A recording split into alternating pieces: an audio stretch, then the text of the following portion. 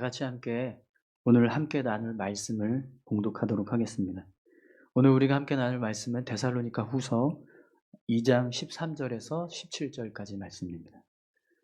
데살로니가 후서 2장 13절부터 마지막 17절까지 같이 함께 봉독하도록 하겠습니다.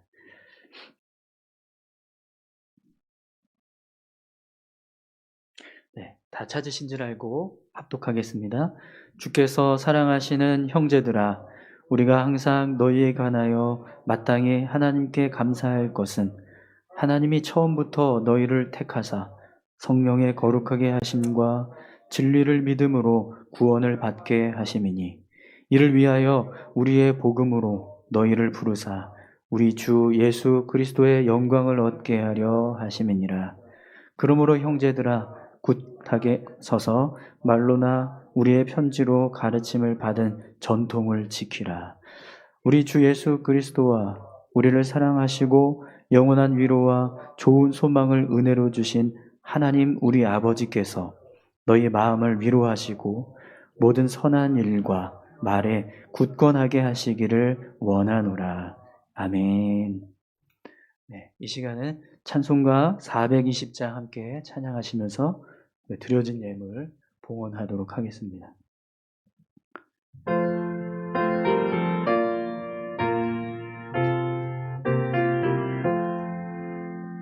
너 성결케 위해 늘 기도하며 너 주 안에 있어 늘 성경 보고 온 형제들 함께 늘 사귀면서 일하기 전마다 너 기도하라. 너 성결케 위해 내 머리 숙여 저 은밀히 계신 내 주께 빌라. 주 사귀어 살면 주 닮으리니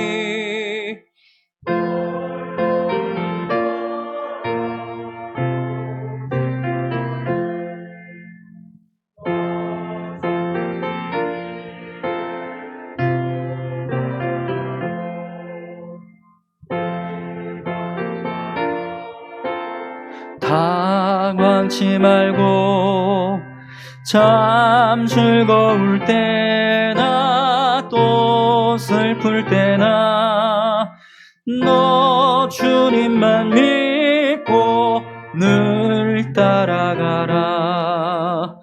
너 성결케 위해 늘 기도하며 내 소원을 주께 다 맡기어라. 너 성령을 받아 주 섬겨 살면 저 천국에 가서 더 잘 섬기리. 아멘. 우리 다 같이 함께 기도하겠습니다. 하나님 아버지, 감사합니다. 이 시간 귀한 예물을 하나님 앞에 올려드립니다. 하나님, 드려진 예물을 기뻐 받아주시고 하나님의 나라와 몸된 교회를 위하여 온전히 사용될 수 있도록 축복하여 주시옵소서. 하나님 앞에 귀한 예물을 드리는 손길들이 있습니다. 저들의 삶을 주님께서 함께하여 주시고 주의 은혜로 채우셔서 이 땅에서 살아가는 동안 물질로 인해서 어려움 당하지 않도록 주의 은혜를 더하시며 우리의 삶을 채워주시는 하나님의 놀라우신 은혜가 항상 충만하게 임하게 하여 주시옵소서. 일용할 양식을 채우시고 또 필요에 따라서 시절을 쫓아 과실을 맺게 하시는 하나님의 은혜가 오늘 우리 모두의 삶 가운데 충만하게 임하게 하여 주시옵소서. 이제 하나님의 말씀을 함께 나눕니다. 말씀 가운데 함께 하여 주시고 말씀을 듣고 깨달을 수 있도록 성령 하나님 인도해 주시옵소서. 부족하지만 주의 말씀을 전합니다. 전하는 자에게도 은혜 주시고 온전히 주의 말씀만 증거되게 하여 주옵소서. 성령 하나님 함께해 주실 줄 믿고 감사드리며 예수님 귀하신 이름으로 기도드립니다. 아멘. 여러분 반갑습니다. 네, 한 주간 평안하셨나요? 네, 우리 같이 함께 옆에 계신 분들하고 한 번 더 인사할까요? 잘 오셨습니다. 네, 우리 지하 본당에서 함께 예배드리고 계시는 성도님들도 네, 잘 오셨습니다. 여러분 우리가 데살로니가 후서 2장의 말씀을 계속 이어서 보고 있는데요. 지난주 말씀을 통해서 데살로니가 교회 안에 잘못된 재림사상에 빠져서 신앙에 문제가 생긴 성도들이 있었다라는 것을 우리가 볼 수 있었습니다. 그래서 바울이 그 문제를 해결하기 위해서 마지막 재림 때에 일어나게 되는 징조와 또 하나님의 역사에 대해서 아주 자세히 설명을 해 주었습니다. 사실 우리가 데살로니가 후서를 시작하면서 바울이 데살로니가 교회를 여러 교회 앞에서 자랑한다라는 말을 하는 것을 보고 데살로니가 교회는 아무 문제 없이 그냥 건강하게 성장만 하는 교회인 줄로 우리가 생각했었습니다. 하지만 데살로니가 교회 안에는요, 외부적으로는 교회를 박해하고 핍박하는 어려움이 있었고, 또 내부적으로는 이렇게 지난주 말씀에서 우리가 본 것처럼 잘못된 교리를 가르치고 또 거짓된 사상을 가르치는 그런 거짓 교사들의 활동이 있었고, 또 그들로 인해서 현혹되어서 신앙이 흔들리는 성도들이 있었다라는 것을 우리가 알 수 있었습니다. 데살로니가 교회가 왜 이런 잘못된 종말론에 빠졌을까라고 했을 때요, 그 이유를 데살로니가 교회가 겪고 있었던 여러 가지 어려움 때문에 그렇다라는 말이 있습니다. 왜 그러냐면 당시 그들이 겪고 있었던 환난과 핍박이 너무 크다 보니까 그것을 벗어나고 싶은 그런 소망이 재림에 대한 소망으로 이어졌고, 근데 그 소망으로 인해서 재림을 붙잡고 소망하는 마음이 컸는데 하필이면 그때 이 데살로니가 교회 안에 잘못된 재림 사상을 가르치는 교사들이 있었던 거죠. 그래서 그들의 말을 성도들이 붙잡았기 때문에, 그래서 교회가 이런 잘못된 신앙에 빠지는 일이 일어나게 되었다라는 겁니다. 그래서 여러분 사도 바울이 이 데살로니가 후서 2장의 말씀을 통해서 그런 데살로니가 교회의 어떤 문제들을 해결하기 위해서 올바른 교리를 가르쳐야겠다. 그리고 그들에게 신앙의 그런 기본 진리들을 다시 한번 말씀해 주어야겠다라고 하는 생각을 했습니다. 그래서 지난주 우리가 말씀을 나눌 때 재림에 관한 아주 구체적인 설명들을 사도 바울이 데살로니가 교회 성도들에게 하는 것을 보았습니다. 마지막 때에 어떤 징조가 있고 또 하나님이 어떤 일들을 이루실 것이다. 이런 내용들을 아주 자세하게 설명을 해줬죠. 또 오늘 본문의 말씀을 보면 여러분 우리가 읽어서 알겠지만 그렇게 막 특별한 어떤 진리가 담겨져 있거나 어떤 특별한 은혜의 말씀을 전하는 것이 아님을 알 수 있습니다. 그냥 사도 바울은요, 가장 기본적인 신앙의 기초를 말씀해 주고 있습니다. 그리고 이 신앙의 기본 진리가 데살로니가 교회의 성도들을 붙들어주고 계속해서 교회를 건강하게 세워갈 수 있을 것이다 라고 생각한 거죠.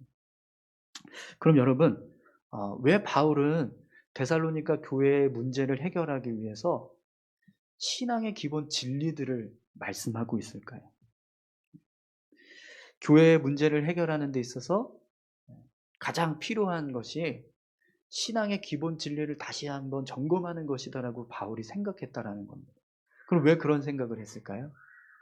여러분 앞에서도 우리가 말씀을 보았지만 잘못된 재림 사상을 바르게 세워가기 위해서는 어떻게 했죠? 올바른 재림 사상을 가르치는. 그래서 잘못된 것이 무엇인지를 분별할 수 있게 하는 거죠. 그것처럼 교회가 가지고 있는 어떤 어려움이나 문제들을 해결하기 위해서는요, 어떤 특별한 지혜와 은혜가 필요한 게 아니라 가장 먼저 기본적인 신앙의 모습을 다시 회복하는 것. 그것이 가장 올바른 교회를 세우는 방법이라는 거죠. 지금 당장 데살로니가 교회가 여러 가지 문제를 겪고 있었고 어려움을 당하고 있었는데 그들에게 어떤 지혜가 필요하냐, 어떤 은혜가 필요하냐라고 했을 때 가장 필요한 것은 뭔가 특별한 지혜, 특별한 은혜가 아니라 가장 기본적이고 가장 기초적인 신앙의 기본 진리들을 붙잡아야 한다는 거죠. 사랑하는 성도 여러분, 우리가 어떤 어려움을 당할 때, 어떤 문제가 생겼을 때 그 문제를 헤쳐나갈 수 있는 가장 올바른 방법은요, 바로 신앙의 기본 진리를 붙잡는 것인 줄 믿습니다.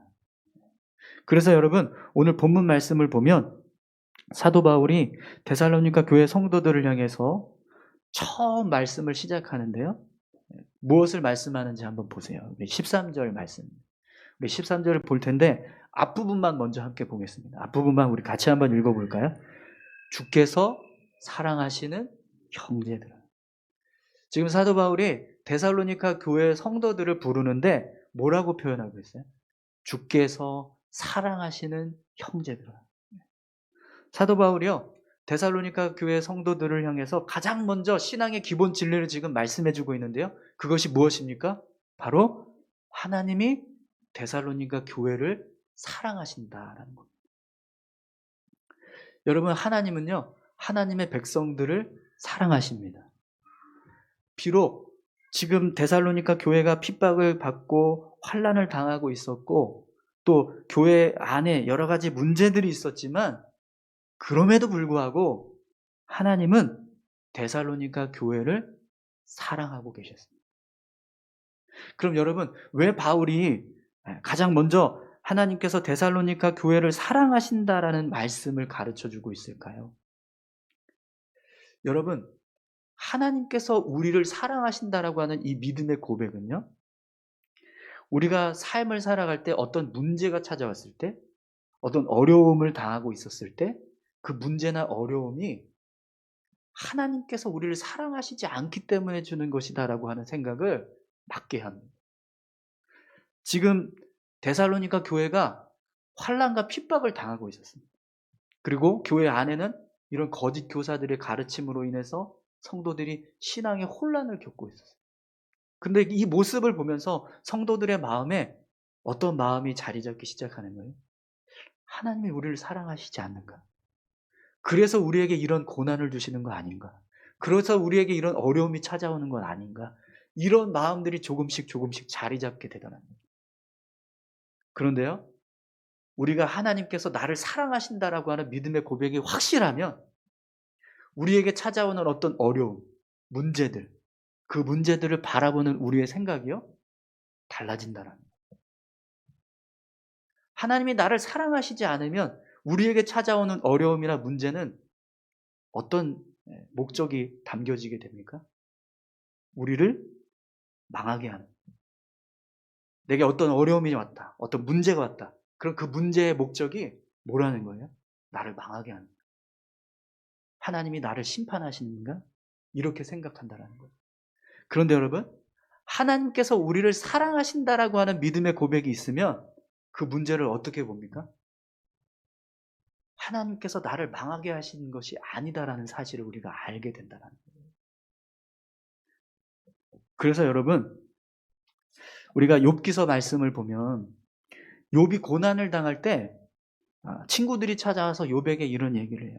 너가 하나님 앞에 어떤 잘못을 저질러서 이런 징계를 받고 있는 거 아니냐.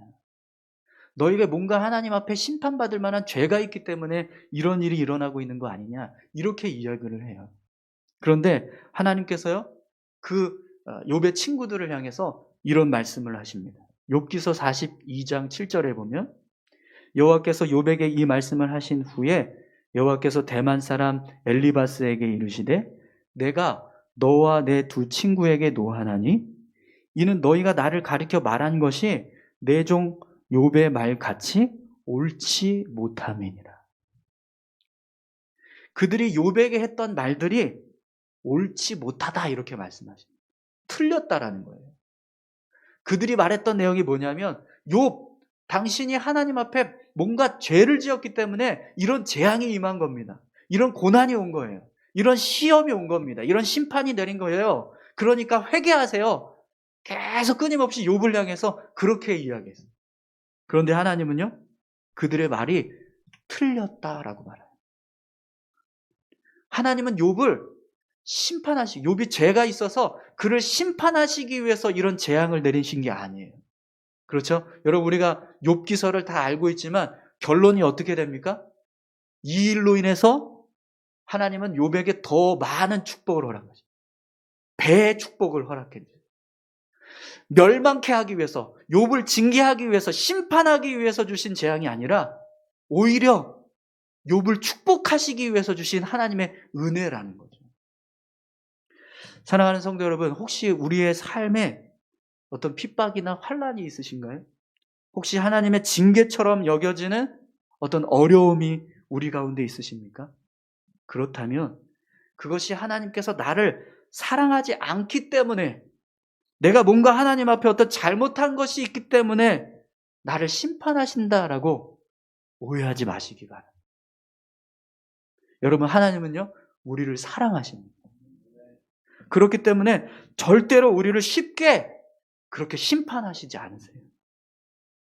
그리고 여러분, 하나님께서 사랑하시는 자녀들에게 어떤 징계를 행하실 때는요, 그 목적이 멸망이 아니라 회복과 구원을 이루기 위해서라는 사실을 우리가 기억해야 합니다.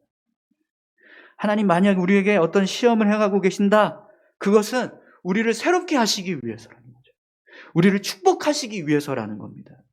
그런 하나님의 은혜가 우리 가운데 있다는 사실을 여러분 잊지 마십시오. 그래서 사도 바울이요, 지금 어려움과 또 여러 가지 문제들을 겪고 있었던 데살로니가 교회 성도들에게 가장 먼저 하나님이 데살로니가 교회를 사랑하십니다. 하나님이 여러분을 사랑하십니다. 이 말씀을 그들에게 전하고 있는 겁니다. 사랑하는 성도 여러분, 오늘 저와 여러분들도 하나님께서 사랑하실 줄 믿습니다. 하나님이 우리를 사랑하신다라는 것은요, 우리를 위해서 끊임없이 뭔가를 이루어 가실 수 있는 분이시다라는 거예요. 여러분, 하나님이 우리를 어떻게 사랑하셨죠? 하나밖에 없는 아들 되시는 예수님을 십자가에 못 박을 만큼, 그의 생명값을 지불할 만큼 우리를 사랑하셨습니다. 그런 사랑을 가지고 우리를 대하시는 분이 쉽게 그냥 우리를 무너지게 하시고 우리를 정죄하시겠어요? 아니요. 우리가 여러분 자녀들에게 어떻게 하는지 여러분 기억해 보십시오. 자녀가 작은 실수를 했다고 그냥 갖다 내버리시나요? 아니죠? 너 죽어! 막 이렇게 해서 막 그를 죽이려고 하십니까? 절대 그렇지 않잖아요. 아무리 자녀들이 큰 죄를 지었다 해도, 잘못을 저질렀다고 해도요, 부모는요, 그를 품어줍니다. 그것이 사랑이에요. 그런데 여러분, 하나님도 똑같아요. 하나님도 하나님의 자녀들을 향해서 사랑의 마음을 가지고 계세요. 그렇기 때문에 하나님의 자녀인 우리가 어떤 작은 일을, 작은 죄를 범했다 할지라도, 어떤 잘못된 일을 했다 할지라도요, 절대로 하나님은 우리를 멸망케 하시기 위해서 심판하시는 것이 아니에요. 우리를 회복시키시고 우리를 새롭게 하시기 위해서 하나님이 이러한 일들을 행하신다는 사실을 여러분 기억하시기 바랍니다. 네. 그럼 여러분, 데살로니가 교회 성도들이 하나님이 우리를 사랑하신다라는 사실을 깨닫게 되면, 그걸 붙잡게 되면 어떨까요? 그들이 당하고 있는 고난, 그들이 겪고 있는 어려움은요, 어려움으로 보이는 게 아니에요. 하나님의 은혜로 보이는 거예요. 하나님의 축복으로 보이는 거예요. 나를 위한 하나님의 특별한 은혜구나, 이렇게 믿음으로 고백하게 되더라는 겁니다. 오늘 저와 여러분들에게도 그런 믿음의 고백이 있기를 소망합니다. 또 여러분, 바울이 데살로니가 교회를 향해서 신앙의 기본 진리에 대해서 말씀합니다. 무엇을 말씀하는지 한번 보세요. 우리 13절 14절 말씀입니다. 주께서 사랑하시는 형제들아, 우리가 항상 너희에 관하여 마땅히 하나님께 감사할 것은 하나님이 처음부터 너희를 택하사 성령의 거룩하게 하심과 진리를 믿음으로 구원을 받게 하심이지, 이를 위하여 우리의 복음으로 너희를 부르사 우리 주 예수 그리스도의 영광을 얻게 하려 하심이니라. 아멘. 여러분, 사도 바울이요, 데살로니가 교회를 교회가 될 수 있게 하셨던 이유가 뭐냐면 하나님이 데살로니가 교회를 택하셨기 때문이다라고 말씀합니다. 데살로니가 교회가 존재할 수 있었던 이유가 하나님이 데살로니가 교회 성도들을 선택하시고 그들을 통해서 교회를 세울 수 있도록 모든 것을 허락해 주셨기 때문이라는 거예요. 그래서 여러분, 13절 14절에서 사도 바울이 하나님이 데살로니가 교회를 세우기 위해서 어떤 일을 하셨는가, 그걸 지금 설명해 주고 있는 겁니다. 그럼 여러분, 하나님께서 데살로니가 교회를 세우기 위해서 어떤 일을 행하셨죠? 사도 바울과 그의 일행들을 데살로니가 지역으로 파송하셨어요. 그래서 그곳에서 복음을 전하게 하셨어요. 그리고 그 복음이 누구에게 들려지게 하셨어요? 데살로니가 교회 성도들에게 들려지게 하셨다는 거예요. 그리고 그 복음이 들려졌을 때 어떤 일이 일어납니까? 성령의 거룩해 하게 하심과 진리라는 사실을 그들이 깨닫고 그걸 믿게 하셨다라는 거예요. 그리고 그들을 하나님이 구원하셨다라는 겁니다. 지금 이것을 13절과 14절에서 지금 설명해 주고 있는 거예요. 사랑하는 성도 여러분, 우리가 하나님의 자녀로 세워질 수 있었던 것, 우리가 예수 그리스도를 구주로 영접할 수 있었던 은혜는요, 하나님이 우리에게 허락하셨기 때문인 줄 믿습니다. 우리가 스스로 선택해서 하나님을 믿고 우리가 스스로 선택해서 하나님의 자녀가 된 게 아니라 하나님이 나를 불러주셔서 나에게 하나님의 자녀가 될 수 있도록 허락하셨기 때문에 내가 하나님의 자녀가 됐다는 거예요. 여러분, 우리 기독교 신앙의 기본 진리는요, 내가 하나님을 믿은 게 아니라 하나님이 나를 선택하신 거예요. 아멘이십니까? 네. 이 사실을 여러분 기억하시기 바랍니다.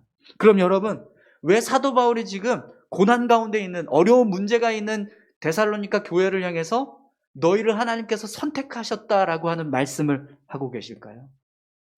하나님이 우리를 선택하셨다라고 하는 말씀은요, 바꿔서 말하면 우리가 하나님의 소유가 되었다라는 거예요.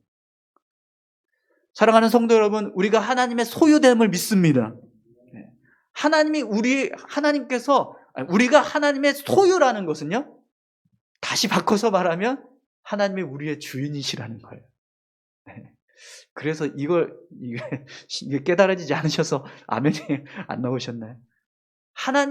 우리가 하나님의 소유라는 것은 하나님이 우리의 주인이시라는 겁니다. 할렐루야. 네. 그럼 여러분 한번 생각해 보세요. 하나님이 우리의 주인이세요? 그러면 교회가 어려움이 있을 때, 문제가 있을 때 그 교회를 향해서 하나님이 어떤 일을 행하시겠습니까? 그냥 그 어려움을 당할 수 있도록, 그 문제로 인해서 교회가 막 흔들리게 내버려 두실까요? 아니요. 하나님은 절대로 내 소유인 내 교회, 내 성도들이 무너지지 않도록 끝까지 붙잡아 주시고 인도해 주시고 은혜 베풀어 주신다. 사도 바울이요, 지금 그 사실을 데살로니가 교회 성도들에게 알려주고 있는 거예요. 여러분은 하나님이 택하신 하나님의 소유입니다. 그렇기 때문에 하나님께서 절대로 여러분들을 무너지게 하지 않으실 겁니다. 여러분, 마태복음 16장 18절 말씀에 보면 예수님께서 이런 말씀을 하세요. 또 내가 내게 이르노니 너는 베드로라, 내가 이 반석 위에 내 교회를 세우리니 음부의 권세가 이기지 못하리라. 이 반석이 뭐죠? 예수 그리스도를 믿는 믿음의 고백입니다. 예수 그리스도께서 하나님의 아들이십니다, 구주이십니다 라고 하는 고백입니다. 이 고백 위에 뭘 세우신다고요? 교회를 세우신다는 거예요. 그런데 그 교회가 어떤 교회입니까?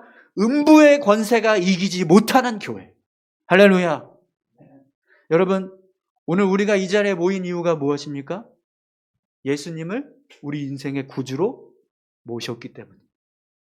하나님께서 우리의 삶을 주관하시고 인도하시는 주인 되신다라는 사실을 우리가 인정했기 때문에 이 자리에 모여서 함께 예배하고 있는 겁니다. 아멘이신가요?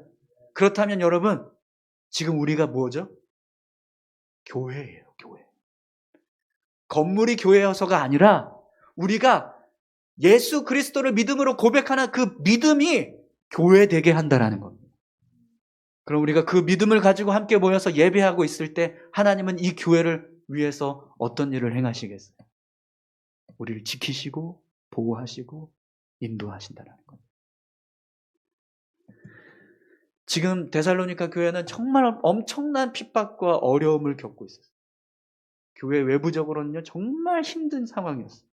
내부적으로는 이건 뭐 갑자기 거짓 교사들이 나타나서 막 잘못된 재림 사상을 가르치고 성도들이 이렇게 가야 된다, 이쪽으로 가야 된다, 막 이러면서 막 혼란스럽게 신앙생활을 하는 일들이 일어났어요. 그랬을 때 그들의 마음이 어땠을까요? 두렵겠죠. 이거 이러다가 우리가 나가는 거 아닌가? 무너지는 거 아닌가? 이런 생각이 분명히 들었을 겁니다. 그런데요, 사도 바울은 뭐라고 이야기합니까? 아니라는 거예요. 왜요? 하나님이 여러분을 선택하셨습니다. 하나님이 여러분의 주인이십니다. 당신은, 이 교회는 하나님의 소유입니다. 그렇기 때문에 내가 택한 내 교회를, 내가 택한 나의 성도를 누가 감히 건드릴 수 있게 하겠냐? 하나님이 그렇게 말씀하신다라는 거예요. 여러분, 우리 13절과 14절 말씀을 다시 한번 보실래요? 그런 의미로 한 번 더 읽어볼까요? 주께서 사랑하시는 형제들아, 우리가 항상 너희에 관하여 마땅히 하나님께 감사할 것은 하나님이 처음부터 너희를 택하사 성령의 거룩하게 하심과 진리를 믿음으로 구원을 받게 하심이니, 이를 위하여 우리의 복음으로 너희를 부르사 우리 주 예수 그리스도의 영광을 얻게 하려 하심이니라. 아멘. 할렐루야. 하나님은요 데살로니가 교회를 세우시기 위해서 허락하셨어요.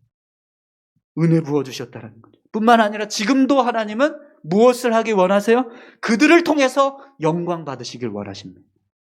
그럼 여러분, 하나님께서 데살로니가 교회를 통해서 영광을 받으시길 원하신다면 그 교회를 무너지게 하시겠습니까? 아무리 핍박이 와도, 아무리 환란이 와도, 아무리 이단 사상과 거짓 교사들의 활동이 거셀지라도 절대로 데살로니가 교회는요 무너지지 않는다라. 여러분, 오늘 하나님께서 데살로니가 교회를 선택하신 것처럼 저와 여러분들을 선택하신 줄 믿습니다. 우리 울산 수암교회를 하나님께서 선택하셔서 교회 되게 하시고 하나님께 영광 받으시게 하실 줄 믿습니다. 그것을 지금 사도 바울이 데살로니가 교회에 말씀하고 있습니다. 신앙의 기본 진리는요, 하나님이 우리를 선택하셨다라는 거예요. 그 사실을 믿고 여러분, 우리가 믿음으로 승리하는 삶을 살아갈 수 있기를 축원합니다. 또 여러분, 바울이 데살로니가 교회 성도들에게 말씀하고 있는 신앙의 기본 진리가 무엇인지 한번 보십시오. 15절 말씀입니다. 그러므로 형제들아, 굳건하게 서서 말로나 우리의 편지로 가르침을 받은 전통을 지키라. 아멘. 여러분, 이 말씀은요 그냥 내가 여러분들에게 가르쳤던 말들 있잖아요. 사도 바울이 데살로니가 교회에 말씀했던 것들, 그것들을 잘 지켜라, 이렇게 말씀하는 것처럼 보여지지만 그게 아닙니다. 여러분, 오늘 본문에서 사도 바울이 자신의 말과 편지로 가르쳤던 그 가르침들을 뭐라고 표현하고 있어요? 어떤 단어를 사용하고 있죠? 전통이라는 단어를 씁니다. 전통. 여러분, 왜 사도 바울이요 자신의 말과 편지의 가르침을 전통이라고 말할까요? 여러분, 본문에서 말하고 있는 이 전통의 뜻은요, 넘겨주다, 내어주다, 양도하다, 이런 의미를 가지고 있습니다. 그렇기 때문에 사도 바울이요 지금 데살로니가 교회를 향해서 가르쳤던 말씀들은 그냥 단지 자신의 생각에서 떠올라서 가르친 말씀이 아니라는 거예요. 그럼 여러분, 사도 바울이 가르치고 있는 말씀들이 누구에게서 받은 말씀일까요? 누구로부터 넘겨받은 걸까요? 누구로부터 양도받은 거예요? 바로 예수 그리스도. 사도 바울은요 자신의 모든 삶을 통해서 누구를 증거하고 있죠? 예수 그리스도를 증거. 예수 그리스도의 가르침을 전하는 사역을 했어요. 그래서 여러분, 고린도전서 11장 1절에서 2절에 보면 사도 바울이 이런 고백을 합니다. 우리 다 같이 한번 찾아볼까요? 고린도전서 11장 1절에서 2절 말씀입니다.